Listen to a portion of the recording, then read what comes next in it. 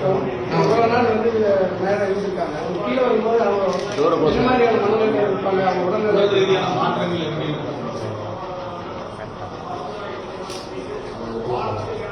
இல்லை, விண்வெளி பயணத்துக்கு போயிட்டு வந்த எல்லாருமே ஏன்னா அந்த ஈர்ப்பு விசை இல்லாத காரணத்தினால அங்கே வந்து பணம் நடக்கிற மாதிரி நடக்க முடியாது. உட்காரது அப்படிங்கிறது இல்லை. அது மாதிரி இதுதான். அதுக்கு தகுந்த மாதிரி தான் பயிற்சி பெற்றவர்கள் தான் அந்த மாதிரி விண்வெளி பயணத்துக்கு எடுத்துருக்குறாங்க. அதையும் தாண்டி பார்த்தீங்கன்னா தெரியும், இப்போ ஒவ்வொரு மாதத்துக்கும் கிட்டத்தட்ட மாதம் ஒரு 2 மாதத்துக்கு முறை இங்கே வந்து இருக்கக்கூடிய சர்வதேச விண்வெளி மையத்துக்கு கணக்குல போயிட்டு இருக்கும். அதுல 4 பேர் போவாங்க. அங்க ஒரு 7 பேர் போயிருப்பாங்க. அவங்க வந்து மாசக்கணக்கில் தான் இருக்கிறாங்க. முடிச்சுட்டா கீழே வரும்பொழுது திரும்ப பூமிக்கு தகுந்த மாதிரி அவங்க பழக்கப்படுத்துகிறதுக்கு சில நாளங்கள் அதுக்கு முறைப்படி பயிற்சி எப்படி இங்கிருந்து போகிறதுக்கு ஒரு பயிற்சி எடுக்கிறப்படுறாங்களோ அதே மாதிரி கீழே வந்தாங்கன்னா அவங்க வந்து திரும்ப அவங்களுடைய நடைமுறை உலகத்து சாதாரண மனிதனமாக நடத்துக்கணும் அப்படிங்கிறதுக்கு முன்னாலே சில நடைமுறைகள் அவங்க கையாள வேண்டிய அவசியம் இருக்குது. அதாவது ஒரு ஆஸ்பத்திரியில் ஒரு ஆப்ரேஷன் நடந்துச்சுனாலும் கூட நீங்கள் திருப்பி நம்ம வர்றதுக்கு முன்னாடி சில நடைமுறைகள் மருத்துவர்கள் சொல்கிறாங்க இல்லையா, அதை நடைமுறைப்படுத்த வேண்டியிருக்கும். அதே மாதிரி தான் நடக்கும். அதுவும் சுனிதா வில்லியம்ஸ் போன்றவங்க வந்து இதுவரை 3 முறை போயிட்டு வந்தவங்க தான். அதுவும் இதுக்கு முன்னால் வந்து இன்னும் அதிக நாட்களும் கூட இருந்திருக்காங்க. அதை தாண்டி இப்போ கூட போயிட்டு 10 நாளில் திரும்பணும் அப்படின்னு இருந்தாலும் கூட அவங்க போன கலனுடைய போயிங்கினுடைய ஸ்டார்லிங்க் வந்து அதில் இருக்கக்கூடிய பழுது பாதுகாப்பாக வர முடியுமான்னு கேள்வி இருந்ததுனால மாற்று ஒரு கலன் போக வரைக்கும் அவங்க அங்கே இருக்க வேண்டிய அவசியம் இருந்துச்சு. அப்படி இருந்தாலும் கூட சரியாக பார்த்தீங்கன்னு தெரியும், அங்கே இருக்கக்கூடிய 7 பேருக்கும் உடைய தலைவராக கமாண்டர் அப்படிம்பாங்க இல்லையா, அப்படியே அந்த பொறுப்பில் வந்து சுனிதா வில்லியம்ஸ் கொடுத்துருந்தாங்க. அப்படி கொடுத்தாங்க அப்படின்னா என்ன அர்த்தம், ஒரு விமானி போகிறாங்க, விமானியில் வந்து கேப்டன் அப்படிம்பாங்க இல்லையா, ஒரு கப்பல் போகுது, கப்பல் கேப்டன் அப்படி இருக்கிறவங்க வந்து அவங்க உடலும் உள்ளமும் மனமும் சரியாக திறமை இருக்கிறதுக்கு மட்டும்தான் அது மாதிரியான வாய்ப்புகள் கொடுக்கப்படும். அந்த வகையில் 2 நாளைக்கு முன்ன வரைக்கும், அதாவது அவங்க திரும்பி இங்கே வருகிறாங்க அப்படின்னு உறுதிப்பட்டு அந்த கலன் அங்கே போக வரைக்கும் அந்த இருக்கக்கூடிய ISS இந்த சர்வதேச விண்வெளி மையத்தினுடைய கமாண்டராக இருந்தவங்க சுனிதா வில்லியம்ஸ். அதிலிருந்தே நமக்கு தெரிஞ்சுக்கும் அவங்களுடைய உடல்நிலையும் உள்ளமை எப்படி இருந்துச்சு அப்படின்னு. அந்த மூலியமாக தான் அவங்க வர்றாங்க. அதே மாதிரி இங்கிருந்து அவங்க போனதை நாம் பார்க்கும் பொழுதே தெரியும் அவங்க எப்படி உற்சாகமாக வந்தாங்க, அவங்க வரவேற்றாங்க அப்படிங்கிறது எல்லாமே வந்து கண்டிப்பாக அவங்க வந்து அவருடைய உள்ளம் மனம் உடல் எல்லாமே சரியாக தான் அவங்க இருக்கிறாங்க. இங்கே வந்தாங்கன்னா அடுத்த போன கூட வந்து அவங்க கூட 4 பேர் வர்றாங்க இல்லையா, அவர்களுக்கு எப்படி திருப்ப அவருடைய நடைமுறை வாழ்க்கையில் அவங்க எப்படி நடந்துக்கணும் அப்படிங்கிறதுக்கு சில நாட்கள் ஆகும். இப்போ கொஞ்ச நாள் படுத்து தான் இருந்து ஆகணும். மறுதான் மெதுவாக இருந்திருப்பாங்க. காலெல்லாம் கூட கட்டு போட்டு இல்லைன்னா ஈர்ப்பு விசை குறைஞ்சதுனால இப்போ அதிகமாக இதயம் வேலை செய்யும். அதை தாண்டி அதனால கால்கள்லாம் கூட வீங்கலாம். அது மாதிரி பல இதுகள் இருக்கும். ஆனால் அதை தாண்டி இருக்கிறதுக்காக வந்து அவங்க உடனே நிற்க வைக்க மாட்டாங்க, உடனே நடக்க வைக்க மாட்டாங்க, உடனே ஓட முடியாது. அப்படி இல்லாத சில நாட்களில் சரியாக பயணித்து வந்துடும்.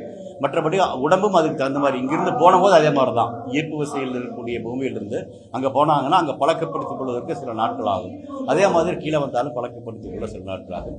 மற்றபடி அவங்களுக்கு எந்த பிரச்சனையும் இருக்கும் அப்படின்னு நான் நினைக்கல. லேண்டிங் பொறுத்த வரைக்கும் என்னென்ன படிநிலைகள் அவங்க லேண்ட் ஆவாங்க, ரொம்ப முக்கியமான கட்டம் இதெல்லாம் பார்க்கலாம் சார். இல்லை, முக்கியமான கட்டம் அப்படின்னா அவங்க வந்து பூமியினுடைய ஈர்ப்பு விசைக்குள்ள வந்து அந்த காற்று மண்டலம் இருக்கு இல்லையா, அதில் தாண்டி கடலில் வந்து விழுகிறாங்க இல்லையா, அந்த சமயம் வந்து மிக மிக முக்கியமானது. ஏன்னா அந்த நேரம் அந்த காலகட்டத்தில் கொஞ்சம் காற்றின் உராய்வினால கொஞ்சம் வெப்பநிலை இதாகலாம். ஆனால் அதுக்கு தகுந்த மாதிரி தான் அவங்களோட கட்டுமானமெல்லாம் இருக்குது. இதுக்கு பார்த்தீங்கன்னா இதுக்கு 1 மாதத்துக்கு முன்னாடி கூட திருப்பி கொண்டு வந்துருக்காங்க. அந்த கட்டுமானம் இருக்குது. அதனால நான் பெரிதாக ஒன்றும் அது இது பார்க்கல. ஏன்னா பல முறை டிராகன் கடன் வந்து பல முறை போயிட்டு திரும்பி வந்துடலாம். அதனால தான் வர்றதுனால பெரிய இது ஒன்றும் நம்ம இருக்கிறப்ப நம்ம அந்த காலகட்டம் முக்கியமான காலகட்டம். கீழே வரும்பொழுது அந்த உராய்வினால வெப்பநிலை உருவாகலாம். அந்த வெப்பத்தை தாங்குற வழிக்கு தான் அந்த கலன் நிர்ணயிக்கப்பட்டிருக்குது. சுனிதா வில்லியம்ஸ் போயிட்டு திரும்ப வர முடியாது அப்படின்னு சொல்லிட்டு ஆள் இல்லாமல் திருப்பி அனுப்பிச்சவங்க இல்லையா, அதுவும் கூட அப்படிதான் வந்து இறங்குச்சு. ஆனால் பத்திரமா அது இறங்கிச்சு. இப்போ திரும்பி பார்த்தோம்னா அது ஒரு கால் சுனிதா வில்லியம்ஸ் அதில் இருந்து வந்திருந்தாங்கன்னா அவங்களும் பத்திரம் வந்திருந்துருக்கலாம். ஆனால் அப்புறம் கூட காலகட்டத்தில் ஒரு சின்ன சந்தேகம் இருந்துச்சு. ஏன்னா இங்கிருந்து போகும்பொழுது இருக்கக்கூடிய பொழுது அப்புறம் அந்த அது ரிடன்டன்சி அப்படிம்பாங்க, அது கொஞ்சம் குறைஞ்சிருச்சு. அதனால அந்த சமயத்தில் வரும்பொழுது இன்னொரு பழுது வந்துச்சுன்னா பிரச்சனை வந்துடும் அப்படின்னு அந்த வரல. ஆனால் ஆள் இல்லாமல் வந்த கலன் பத்திரம் வந்து இறங்குச்சு இல்லையா? அதே மாதிரி தான் இந்த டிராகன் இது பலமுறை ஆட்களோட வந்தது. இதில் எது பிரச்சனை இருக்கிற மாதிரி தெரியல. இந்திய விஞ்ஞானிகள் இதே மாதிரி விண்வெளியில் தங்கி ஆராய்ச்சி செய்யக்கூடிய காலம் அநேகமாக 3-4 வருடங்களில் ககன்யான் போவதற்கான வாய்ப்பு இருக்கு. ககன்யான் பார்த்தீங்கன்னா இப்போ எப்படி இந்த டிராகன் கலத்தில் ஆட்கள் போகிறாங்க, ஆனால் அங்கே இருக்கக்கூடிய சர்வதேச நிலையத்தில் சேர்ந்துருது. அப்புறம் பல நாட்கள் இருக்கிறாங்க. அப்புறம் திரும்பி அந்த டிராகன் கலன் இப்போ பார்த்தீங்கன்னா கூட 2 நாளைக்கு ஒன்று போச்சு. அதில் 4 பேர் போனாங்க. அதில் இருந்துட்டு மற்ற 4 பேர் வந்துட்டு கீழே வர்றாங்க. ஆனால் அந்த விண்வெளி ஆய்வு மையத்தில் உள்ளே போனாங்க இல்லையா, அந்த நிகழ்வு நடக்காது ககன்யானில்.